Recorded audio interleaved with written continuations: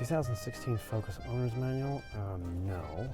Quick Reference Guide, crap. Roadside Assistance, crap. Sirius XM, crap. Sync 3, crap. Tire Warranty Guide, we'll definitely get to this. Ford Warranty Guide, not yet. Oh yes, Ford Focus RS Owner's Manual Supplement. This is what we need. Let's see here. Table of contents, driving aids, introduction, at a glance, instrument cluster gauges. Ah yes, information displays. Go over here, trip 1, trip 2, informazioni, settings, yes. Driver assist. And, ah yes, launch control. Shall we? 5,000 RPM. Santa Maria Madre di Dios!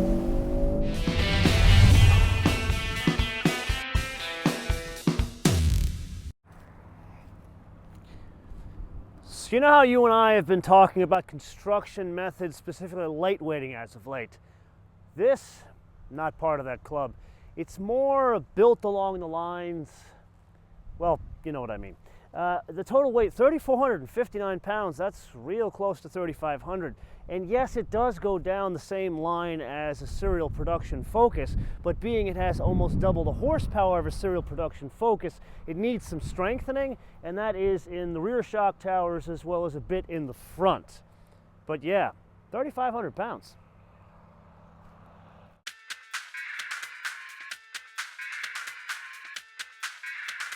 Now, how exactly did that go again?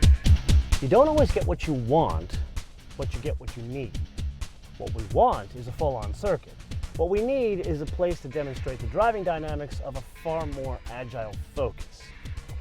Something tells me we just got what we need. So shall we?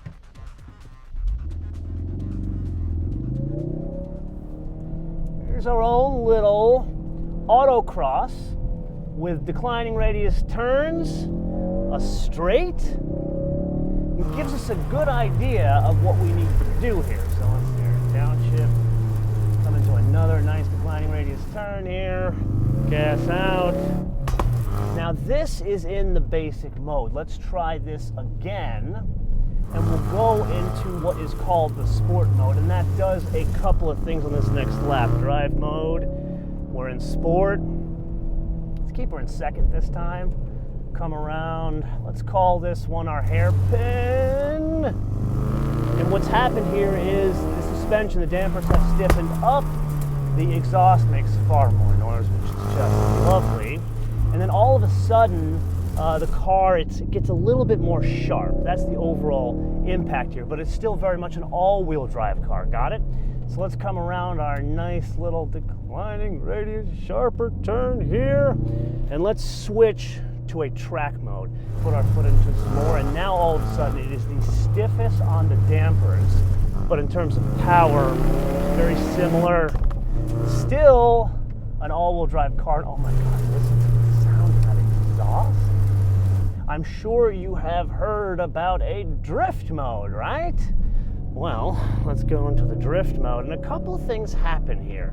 Now we have a more rear-wheel drive vehicle. We talked about what the different power control modules do in a tech review. So now it is more of the power going to the back, but interestingly, the suspension softens up, and the idea is you have more room to play around. It's not as hard to get it into a drift. Apex, put our foot into it, and it completely changes the driving dynamics. Like, you don't feel you're in a Focus anymore. You don't feel like you're in an all-wheel drive vehicle anymore. What you feel is, oh my God, did they really make a rear-wheel drive 5-door hatchback? Are you serious? Ford did this? Now, one thing I want to point out, this, you can separate the throttle mapping, all kind of stuff from the dampers. That is unusual in these types of setups, but I'm starting to see it more cascade from really high-end cars like Audis and Mercedes that did it, because frankly they're $80,000 cars, down to here. So for example, let's come around this turn here. We're in the drift mode, which means we're in the soft setting, but check this out. I got a button over here on the stalk. It's not the brights. Press and hold, and now I'm back into the sport mode on the suspension. Just look at my body move as I go down this somewhat even piece of pavement. It's just this side of an Elise. Like it's almost like the sports suspension setting on like a Boxster. You know how you can get PASM and then you can get a sport adjustment on top of that? That's what it feels like in a Ford. A bit of a backstory as we get started here. I have a friend of mine who owns one of these, and I've read practically everything online about it because I am the last person on the planet to drive this vehicle. So I knew everything there is to know about the punishing ride and handling of the Michelin Sport Cup 2 tires that this specific vehicle is fitted with. But as a person who comes from the Lotus side of things, I laugh in your general direction of punishing ride and handling. Take a Lotus Elise on a 5-hour drive and talk to me about this luxury car. So that said, I really don't have any complaints about the ride and handling in terms of quality, but I will say this. My experience has been in northern Florida during torrential downpours. Those tires are not exactly the best tool for the job when a man with a beard and a lot of animals comes to visit you and he too wants to pilot your Focus RS. You know what, let's try one more thing while I got a little autocross here. Let's come around our nice, really sharp declining radius turn here. Let's switch to track mode in our straight, pick up our speed here, come around. Instead of going into the far turn or the center turn, let's do a bit of a slalom in track mode. So we got a little bit more all-wheel drive here, hit the apex. And the first thing you notice is, man, the suspension is serious business. Like, it is stiff. The platform does not support the suspension. Granted, what is this? It's a $18,000 platform. Granted, it's stiffened, but the suspension in cases like this, not everybody's going to do this, but the suspension in cases like this shows some of the weaknesses in the platform. Am I complaining? Not really. It's still a pisser to drive. Riddle me this. What does the 2017 Ford Focus have in common with an ND Mazda Miata?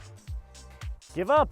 Well, if you were to guess that it is one of the few cars that I will not wax on poetically at the end of one of our episodes about how effing awesome it is, well, you would be correct.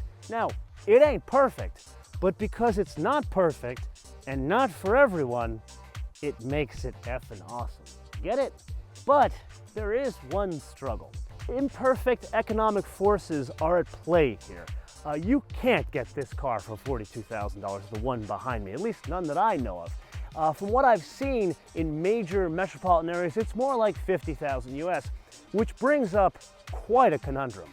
$50,000 US for this, or $52,000 US for the completely perfect and honed from the round table of Camelot itself, the BMW M2.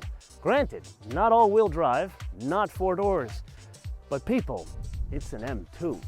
So given the choice of $50,000 for this or $52,000 real market price for an M2, if you really could get your hands on it after waiting for like probably 85 years, which one would you buy? This one or the M2? And don't just tell me which one, but why. And better yet, let me know what region of the world you hail from. Let me know in the comments below or via our social media, MotoManTV, all one word, MotoManTV, all one word, Facebook, Twitter, and Instagram. And with that, I want to leave you with 2 things. Number 1, make sure you download our fancy updated mobile application, which you can download for free at Apple iTunes or Google Play. And number 2, it's not so much a fun fact, but a business case. If you've been watching the show for a while, you know we do not feature Fords on the show. I know not exactly what you Ford fans want to hear, and we certainly no longer want to have huge omissions like this here on the old show. But I've been very honest with you over the years about how we run our business and how we need to have timely access to vehicles for this to be a going concern. And the reality is, if a car company's not going to give us that, we can't continue to feature them on the show. So we really can't do anything about it here. We've went to Ford, we've explained the situation to Ford, and they haven't really wanted to change it. So if you want to see more Fords on the show, we suggest that you tweet, Facebook, Instagram, whatever it is you do, at Ford, and tag us, and we'd greatly appreciate that. And hopefully we can all come together and we can continue to feature Ford on the show on a more regular basis. Until I see you next time, bis später.